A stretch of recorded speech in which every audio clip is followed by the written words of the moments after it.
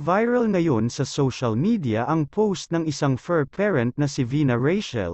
Sa post ibinahagi niya ang malagim na nangyari sa kanyang fur baby na si Kalua, isang golden retriever.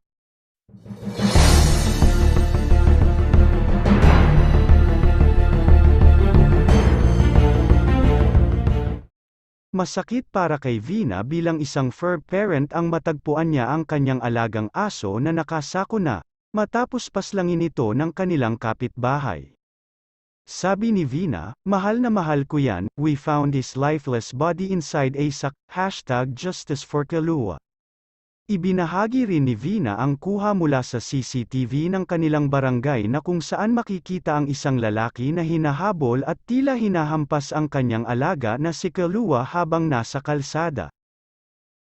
Ayon sa post ni Vina, nakawala umano ang kanyang fur baby at hindi na nakauwi hanggang sa hinanap na nila ito subalit wala na itong buhay habang nakasilid sa sako.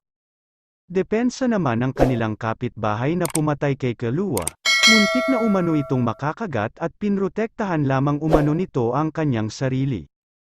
Sabi pa ni Vina, "For the information of everyone, hindi yan nakalabas kasi bukas ang gate, the gate was locked, tumaas siya tapos nahulog ata. We don't exactly know what happened, he was probably anxious and stressed, hindi siya sanay sa labas kasi sa loob lang yan ng bahay palagi.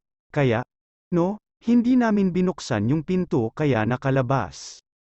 And if nang agad man, it is not enough reason to kill my pet, he was asking for apology, but no sorry could ever replace my baby, he was loved by everyone, and he loves us the same, more than pa nga.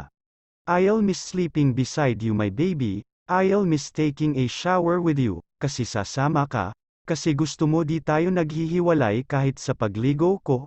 Maraming netizens ang kumulo ang dugo sa galit dahil sa nangyari sa asong si Kalua. Nanawagan ang mga netizen sa Philippine Animal Welfare Society na imbestigahan at papanagutin ang may sala sa pagkamatay ng Golden Retriever, kabilang si Sarah Geronimo sa mga celebrity na humihingi ng hustisya sa marahas na pagpatay kay Kalua.